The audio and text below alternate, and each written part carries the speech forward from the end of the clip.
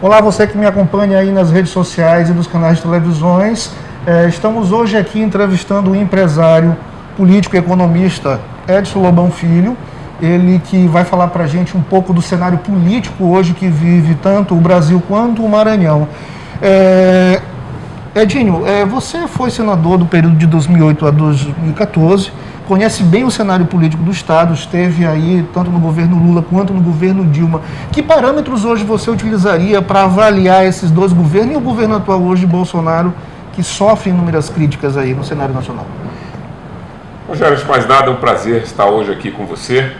E essa é uma pergunta realmente muito interessante, já que eu tive a oportunidade de estar nesses dois governos que antecederam o governo Bolsonaro e hoje acompanho muito atentamente tudo que ocorre no governo atual. A visão que tenho do governo Lula, eu tenho uma visão muito positiva como empresário e como político que fui naquele período.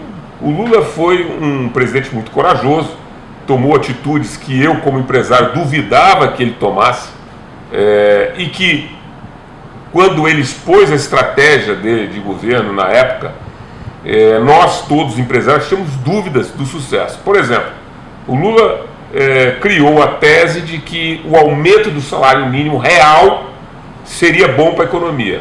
Era óbvio que na época todos nós empresários pensávamos nas nossas folhas de pagamento. Então aquilo parecia como um grande absurdo. Dar aumento real sucessivo no salário mínimo, aquilo teoricamente iria impactar em todas as empresas e ia quebrar as empresas. Quando o que ocorreu, por inacreditável que seja, e olha que eu sou economista, foi exatamente o contrário. A economia se tornou mais pujante na época, exatamente por essa distribuição a mais de recursos na base da pirâmide econômica do Brasil. Foi uma atitude de muita coragem e que deu certo. Ele tirou milhões de pessoas da miséria e jogou numa classe que não era miserável, era mais pobre, e assim ele jogou todas as classes para cima, robustecendo a classe média brasileira.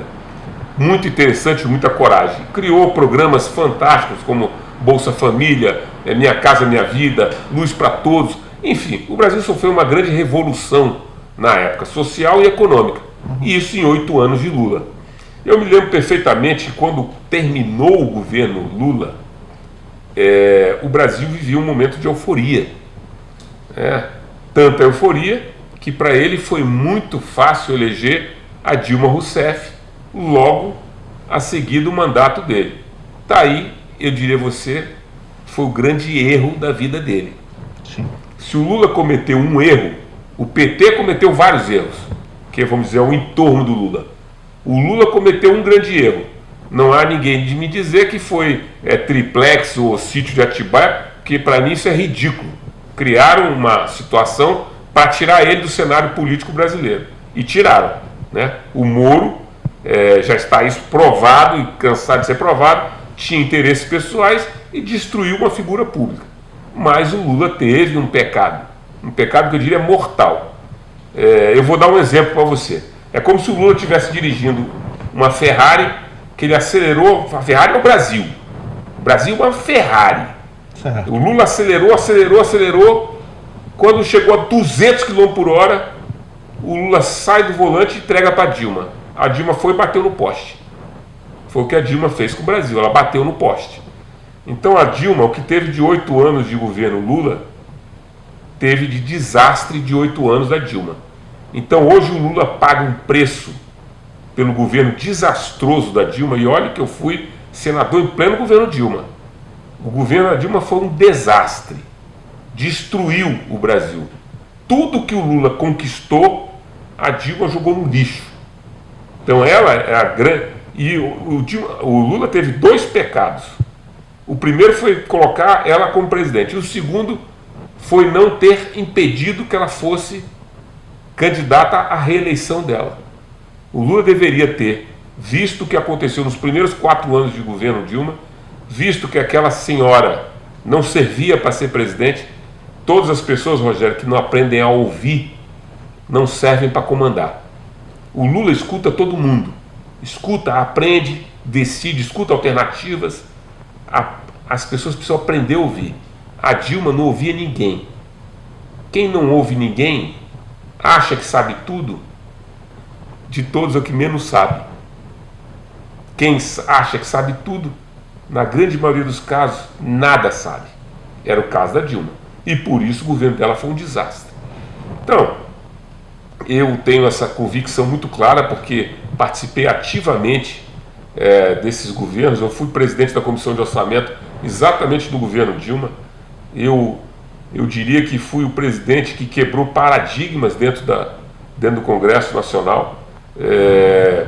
Primeiro que nos 5 anos que me antecederam, nenhuma comissão de orçamento, nenhum relatório foi aprovado no mesmo ano fiscal da vigência da comissão. No meu, eu consegui aprovar até antes de 24 de dezembro, foi aprovado e votado no Congresso Nacional o relatório do Orçamento Geral da União, coisa que nos 5 anos isso não foi possível. Todos foram aprovados lá para o meio do ano. E as pessoas não entendem isso, que isso é muito técnico. Você aprovar um relatório desse no meio do ano, você engessa o Brasil por meio ano. O governo tem que trabalhar com o duodécimo no orçamento de janeiro, fevereiro, março. É uma coisa assim inacreditavelmente ruim para o país, né? Não ter um orçamento para você, uma estratégia para você aplicar durante aquele exercício fiscal, durante aquele ano fiscal. Mas eu consegui, com muito trabalho, muita dedicação, muito esforço da nossa equipe na época, fazer esse movimento e conseguir aprovar um relatório que foi bom para o país na época, né? Todo deputado tenta buscar para o seu estado o mais possível. Isso vai distorcendo o orçamento.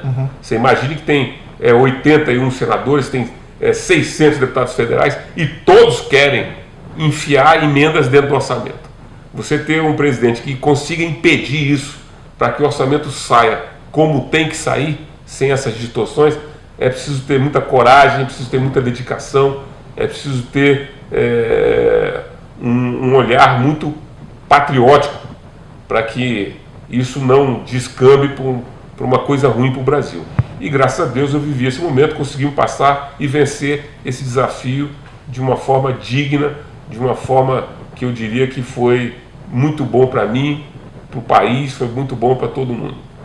Dentro desse orçamento, de vários orçamentos que você aprovou durante o seu mandato no Senado, como é que você avalia hoje essa participação dos senadores hoje diante dessa comissão de orçamento no país?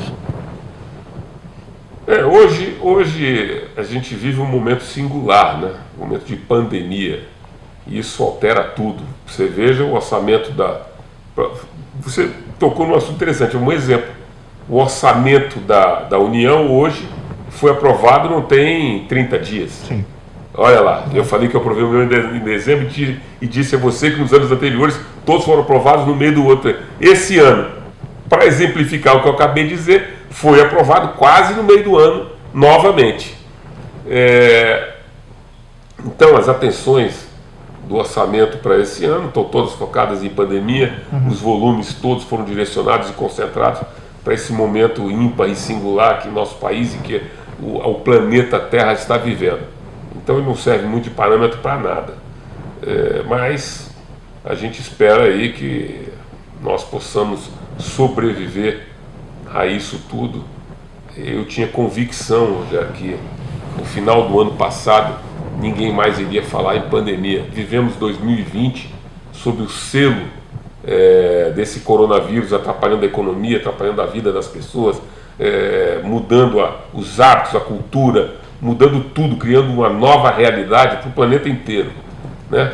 Mas eu tinha convicção de que isso iria se encerrar em dezembro. Muito surpreso fiquei quando veio a famosa segunda onda, vieram variações do Covid, do vírus, enfim, a gente vivenciando tudo de novo, e agora a única esperança que fica realmente é a vacina poder impedir esse movimento terrível que está aí assolando todo o país e todos os países do mundo. Lula, Dilma e Bolsonaro. Bolsonaro está hoje como presidente, mas tem uma grande polêmica que o cerca diante do cenário pandêmico que vive o país. Qual a sua avaliação para esse cenário aqui? Eu tiraria a Dilma dessa equação, né? Ela não merece estar nesse panteão. Então, vamos deixar aí entre Lula e Bolsonaro. Eu declinei aqui as atribuições, os atributos do Lula que eu vejo, né? Ele tem defeitos imensos também, e muitos deles eu reputo ao partido dele, né? Houve aí um descontrole das pessoas do partido na gestão dos recursos públicos, enfim. É uma discussão longa essa, que não tira o brilho total do Lula como indivíduo, como presidente. E o Bolsonaro tem características também, no meu entendimento, fantásticas, né? O respeito à família, uma coisa espetacular. O respeito à propriedade privada, né? Acabar com aqueles movimentos de invasão de terra, de desrespeito ao cidadão, aqueles MST da vida. Aquilo ali era um escárnio, sujeito que a agroindústria do Brasil vivia sob terror de invasões organizadas, financiadas por profissionais de invasão, que invadiam, não ocupavam durante um período e depois vendiam. Esse escárnio que acontecia, que era só no Brasil, esse movimento praticamente acabou.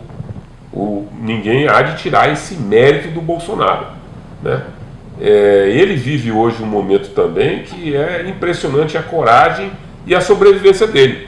Porque se você prestar atenção, todos os veículos de comunicação são críticos dele. E muitos dos quais, e a grande maioria, não é crítico porque acredita que o Bolsonaro é crítico, porque o Bolsonaro tirou os recursos deles. Então, para citar um exemplo figurativo, a Rede Globo faturava 1,5 bilhão por ano do governo federal. Num mandato de 4 anos, dá 6 bilhões de reais. 6 bilhões, não é milhões, é bilhões. Muito bem, isso é público. Então, a emissora, quando se vê impedida de receber 6 bilhões de reais, reage violentamente, como a gente está vendo aí. A Globo é uma campanha diuturna, de manhã, de tarde, de noite, contra o governo Bolsonaro. Está pensando no Brasil? Não, na minha ótica está pensando no próprio bolso. E assim esse exemplo vale para todos, que esculhambam e tal. E ele está lá sobrevivendo, acreditando que apenas as redes sociais farão o contraponto entre as mídias tradicionais de rádio, televisão e jornal escrito, né? Então, eu não posso tecer críticas muito violentas ao Bolsonaro, porque se nós prestarmos atenção, ele não teve tempo de governar. Desde o momento que ele assumiu, ele vive a guerra da imprensa e vive uma pandemia que jamais eu vivenciei algo semelhante. Eu não me lembro de ter só uma guerra, imagino, mas como o brasileiro nunca vivenciou uma guerra, vivenciou uma revolução em 64, que não foi propriamente uma guerra. Uma guerra de verdade, eu acho que teria mais ou menos o mesmo efeito desta guerra que nós estamos vivendo contra um vírus, né? Então, ele assumiu já no signo da guerra. Eu não tenho como avaliar se ele é um bom presidente ou um mau presidente, porque acredito que ele não tenha tido tempo ainda de governar, vamos dizer, numa rotina do país, corrigindo os problemas do país e tal. Pelo que eu já vi, das medidas que foram tomadas, da coragem com que o presidente Bolsonaro tem tomado, eu acho que ele será um grande presidente. E como acho que o Lula foi um grande presidente. E veja, muita gente vai se irritar com o que eu estou falando, porque ou o sujeito é Bolsonaro ou é Lula. Aí a gente fala, mas esse cara fala dos dois. Esse é um erro do nosso país hoje. Nosso país está ficando radical nas coisas. Você não está avaliando os aspectos positivos de um, negativos, positivos do outro. Há um ódio entre os meus amigos, inclusive, que ou é Lula e quer matar o bolsonarista, ou é bolsonarista e quer matar o esquerdista. E nós não podemos ser assim, porque nós somos um país gigante, conhecido pela alegria, conhecido no planeta inteiro, em todos os outros países, nós somos conhecidos como um povo alegre, feliz, fraterno. Estamos virando um povo radical. Daqui a pouco nós estamos igual os muçulmanos e judeus se matando. Não pode ser assim. É bom analisar os dois. Então, se amanhã tiver uma eleição polarizada entre Lula e Bolsonaro, eu vou dizer com toda sinceridade, eu não me escolhi ainda em quem eu votaria. Tem aspectos de um que eu admiro muito, tem aspectos do outro que eu também admiro muito, tem críticas de um que eu critico muito, tem críticas de outro que eu critico também. Essa coisa do Bolsonaro não tomar as medidas como tem que ser tomadas na Covid é algo que o fragiliza, que eu critico. Enfim, você tem aspectos que precisam ser analisados de ambos. E o radicalismo nunca foi e nunca será uma boa medida, uma boa forma de viver. Tá certo, Lobão Filho também concorreu às eleições para governo do Estado. O governador Flávio Dino foi eleito. Como é que você avalia esse governo do Flávio Dino hoje? O mandato do Flávio Dino é um mandato interessante. O Flávio Dino tem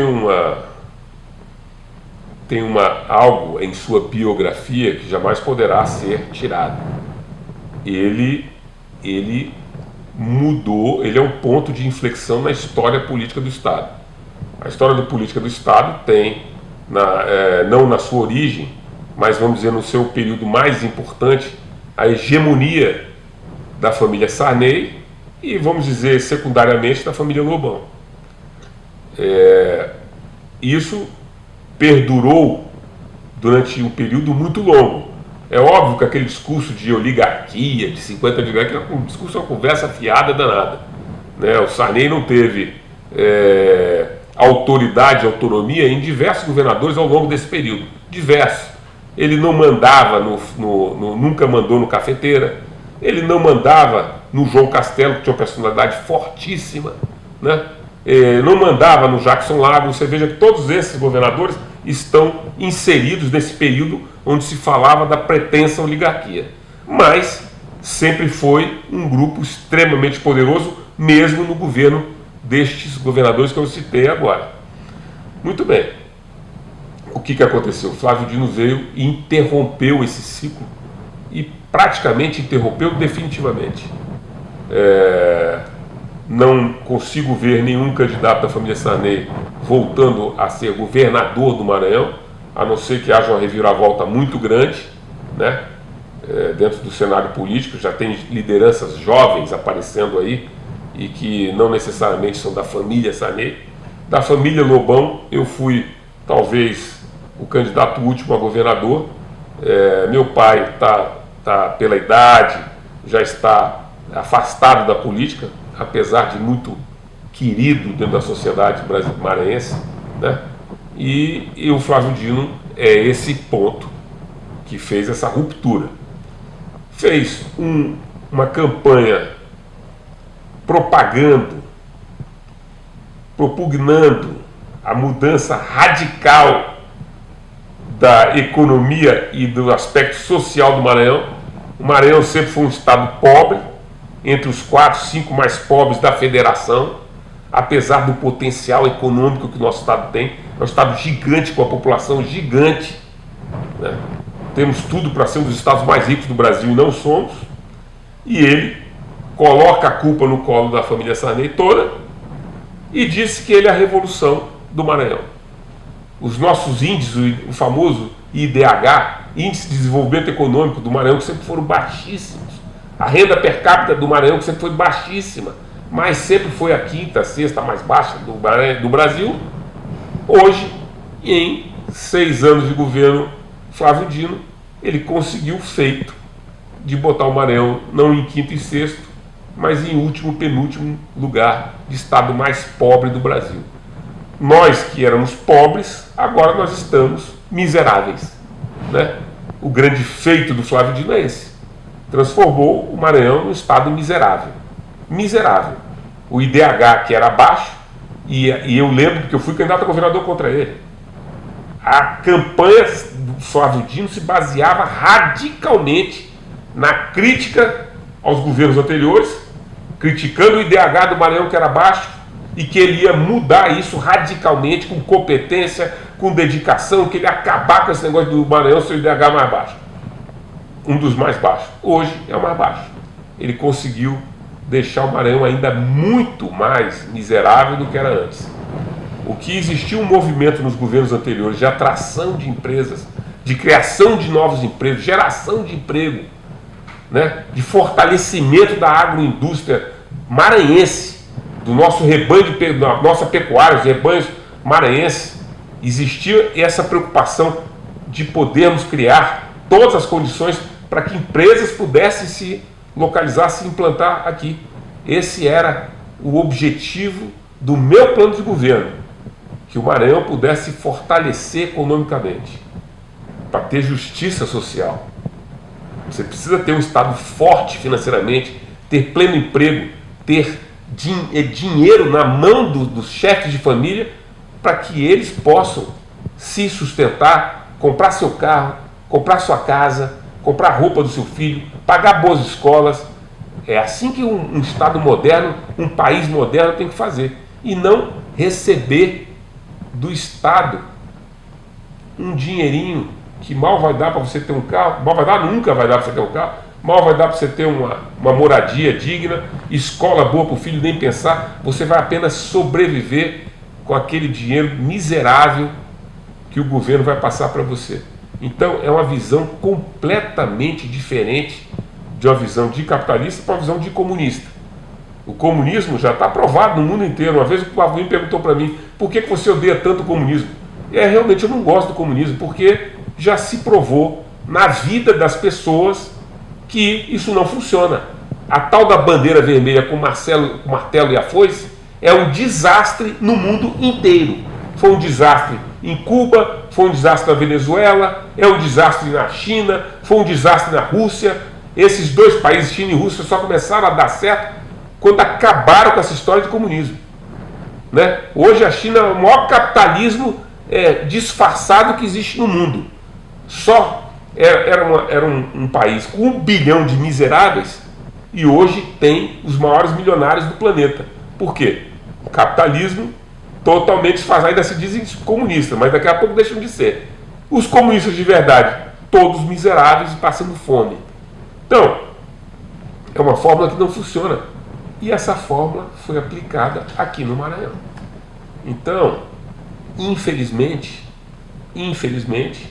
a gente hoje não vive uma boa situação. Talvez o Estado sobreviva por conta dos recursos bilionários que recebeu do governo federal por conta de pandemia, né? Então a pandemia, o governo federal repassou bilhões para os estados, esses bilhões também vieram para o Maranhão, e o governo hoje vive, o primeiro mandato, o Flavinho viveu dos 2,5 bi do BNDES que a Rosiana deixou, e esse segundo mandato, ele vive do dinheiro repassado na pandemia para os estados. Não é uma fórmula boa, viver dependendo de recursos de banco ou de recursos transferidos da União. A fórmula boa, Rogério, eu vou dizer qual é. Era nós estarmos produzindo muito aqui, as nossas indústrias. A Alumar fechou as portas, a maioria dos nossos grandes empresários fecharam as portas, né? Ficou meia dúzia aí, e hoje o Maranhão fica capengando economicamente e tendo uma visão comunista dos ganhos sociais. Eu fico muito triste com isso e gostaria de ter tido a oportunidade de mudar de verdade a vida do maranhense. Mas não foi o meu destino, então eu agora vejo com muita tristeza no coração a situação que o Maranhão ficou. Certo, diante das próximas eleições em que o Flávio Dino terá que deixar um sucessor, como é que você vê essa relação dele saindo, tentando deixar um nome? A gente já consegue prever esse nome, quem está fora do grupo dele? Perceba que a característica política do Maranhão hoje já que esse grupo Lobão, Sarney, ele ficou distante do centro do poder, os candidatos, era natural que os candidatos a governador viessem de uma cisão interna do grupo do Flávio Dino, que assumiu o governo. E assim aconteceu. Então você tem aí 3 candidatos, 4, que são basicamente todos egressos do grupo Flávio Dino. Você tem Brandão, Everton, você tem aí o Edivaldo Holanda, que é recém-lançado, você tem Roberto Rocha, enfim, todos egressos do Flávio Dino. Eu acho cedo ainda para prever um resultado. Eu espero que qualquer destas soluções que se apresentem, certamente, qualquer uma dessas que eu citei, certamente o Maranhão irá ganhar, vamos chamar administrativamente falando, né? Não tenho dúvida nenhuma de que a situação como está hoje é péssima. Qualquer coisa que vier depois, certamente é melhor do que o que está hoje. Então, eu tenho esperança de que o Maranhão pode encontrar no próximo candidato, no próximo governador, uma chance de sairmos dessa crise, desse estado de miséria que o Maranhão se encontra hoje. É uma esperança que eu tenho. Certo. Por falar em crise, o agronegócio ele conseguiu segurar o PIB do país. Isso não é diferente no Maranhão. Nós temos grandes cadeias produtivas que conseguiram se desenvolver mesmo com a pandemia. Conseguiram crescer, inclusive. E o Edson Lobão Pai, até a sua gestão, ainda conseguiu permanecer com a Emater. Hoje a Emater não existe mais. Na sua avaliação, o que é que falta hoje para o Estado crescer ainda mais, não tendo a Emater como um órgão de assistência ao produtor rural? Rogério, eu posso falar disso de forma muito confortável, porque eu participei do grupo de trabalho na época do governo Lobão, do grupo de trabalho que foi criado nas áreas estratégicas que nós deveríamos atacar. E uma das áreas estratégicas era exatamente a agropecuária. Então nós desenvolvemos diversos programas que, por exemplo, vou citar alguns exemplos. Distribuição de sementes selecionadas, nunca ocorreu no Maranhão. Nós fizemos a distribuição de sementes selecionadas em todo o estado. A gente queria tecnologia para a nossa agricultura. Nós tínhamos as empresas da área da agricultura fortalecidas. Você falou da Emater, meu pai foi campeão de distribuição de títulos de terra, campeão absoluto na distribuição de títulos de terra. Isso deu um boom na nossa agricultura. Mas fora isso, nós tínhamos a Emapa, com tecnologia para o homem do campo. Nós distribuímos ferramentas agrícolas gratuitamente para todas as associações das cidades do interior do estado. Nós fizemos um programa de criação de alevinos para a pesca, para povoar açudes, riachos de peixes na época. Distribuímos canoas, instrumentos de pesca, motores de pesca, barcos de pesca para criar pesca profissional através do Banco do Estado na época, que era o Banco do Estado do Maranhão. Enfim, tivemos uma preocupação gigante em que a agricultura do Maranhão fosse pujante e a pecuária muito forte. Todo este movimento da região de Balsas nasceu basicamente na época do governador Lobão, que teve a visão de que Balsas iria explodir no plantio de grãos, de soja. E esse movimento nunca parou. A soja veio subindo para o norte do estado, né? Indo para municípios que as pessoas jamais imaginaram que a soja fosse alcançar.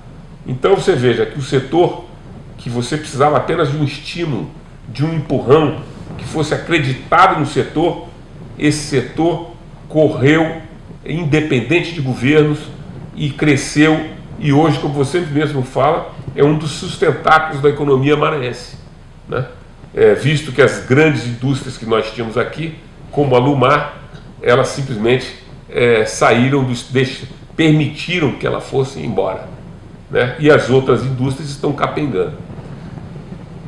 Essa situação pode ser revertida? Pode, porque nós temos o que ninguém tem. Nós temos terras, nós temos clima, nós temos gente, nós temos porto, nós temos localização geográfica, nós temos tudo para dar certo, tudo para dar certo. Basta que encontremos as pessoas certas para colocar nos cargos certos. O governador Lobão, na época, foi conhecido como governador das estradas, mas ele não tirou R$1 de dinheiro emprestado em banco. para fazer as estradas. Não tirou um centavo, pelo contrário, pagou a dívida de governos anteriores. E o governo Lobão teve 3 anos e 3 meses. Veja que em 3 anos e 3 meses ele fez muito mais do que muito governador de 8 anos, muito governador de 6 anos. E isso demonstra de forma muito clara que com dedicação, seriedade, competência, dá para fazer. O Maranhão precisa ter pessoas que tenham esta vocação e que possam desenvolver o Estado e o Estado crescer o que merece crescer. Vou falar em crescer, você é empresário, sabe bem o que é administrar.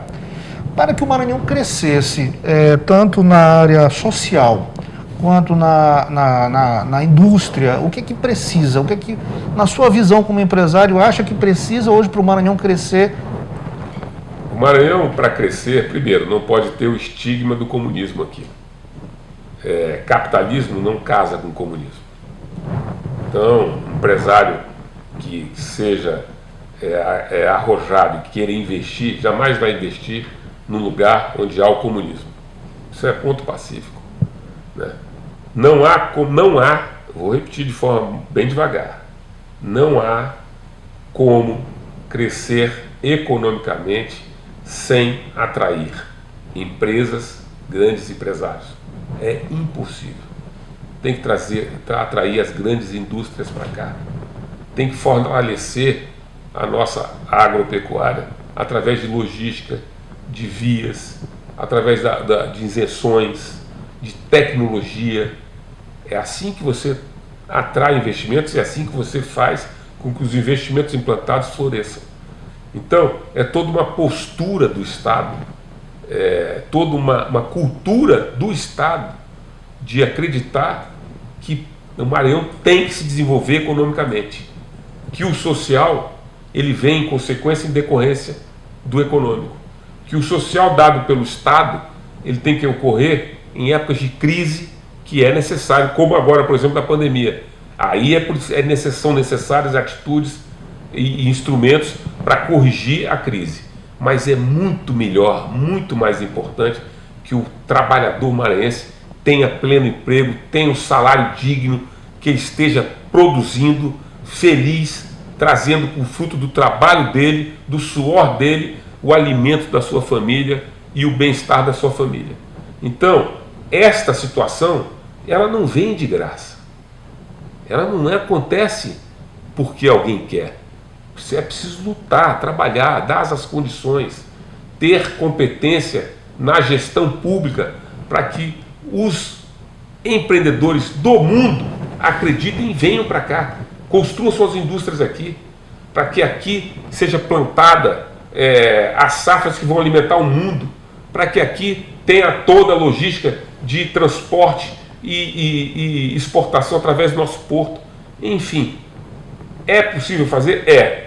Mas não na cultura que nós temos hoje aqui, não na política que nós temos hoje no Maranhão, não com as pessoas que estão hoje aí. A visão delas é outra e o resultado está aí. O resultado não sou eu que estou falando, é Dinho Lobão. Quem está falando são todos os índices feitos, todos os levantamentos, todas as estatísticas feitas, que são públicas, feitas por órgãos públicos, que não são politizados, que estão aí à disposição de todo mundo que quiser ver. É só olhar o índice de pobreza do Maranhão, a média da renda familiar do Maranhão, o IDH de todos os municípios do Maranhão, todas as listagens dos municípios mais pobres do Brasil, todas as listagens hoje, a maioria dos municípios estão dentro do Maranhão. Antigamente estava dentro do Piauí, estava dentro do Acre, do Rondônia, agora está tudo dentro do Maranhão. O Maranhão desintegrou em 6 anos.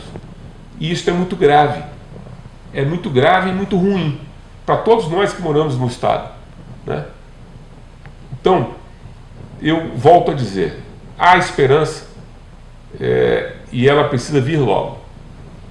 Certo. Essa foi a entrevista com o Lobão Filho, empresário político, viveu uma carreira política, o pai político, uma família política, e hoje a gente quer saber, ele continua na política, ele vai dar uma pausa, como é que fica a vida de Lobão Filho a partir de agora?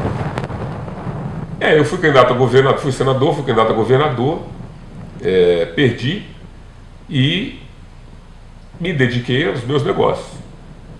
Na última eleição não fui candidato a nada, ajudei meu pai. E nessa eleição eu provavelmente serei candidato a deputado federal. Preciso achar mais uma forma de contribuir, trabalhar para o Estado, para que a gente não viva mais o que estamos vivendo hoje. Então, e essa forma é através de um cargo eletivo. Então nós estamos estudando dentro do partido, mas essa praticamente é uma decisão tomada. No momento certo, entrarei em campanha, colocando as minhas ideias e mostrando que o Maranhão ainda pode ir para frente. Permanece na legenda, então? Permaneço no partido, no MDB, que sempre me acolheu, e vamos juntos aí, o grupo político está sendo montado, e esse grupo com certeza irá ter um espaço interessante e importante dentro da política maranhense. Algo que você queira destacar da nossa conversa, de algo que não abordamos aqui na nossa conversa, algo que você queira destacar do cenário político, nacional, maranhense? Não, apenas eu quero registrar como palavras finais, eu fiz uma campanha a governador promovendo o Pra Frente Maranhão. E eu continuo na minha mesma posição. O Maranhão tem que andar para frente, não é para trás. Quem anda para trás é caranguejo. E nós andamos para trás. O Maranhão virou um estado caranguejo. Mas tenha certeza, tenha fé e tenha esperança de que é para frente que o Maranhão tem que ir, e ele vai para frente. Tá certo. Essa é a entrevista com o Lobão Filho, então você pode nos acompanhar aí nas redes sociais, se inscreva no nosso canal e estaremos aqui em breve para uma próxima entrevista.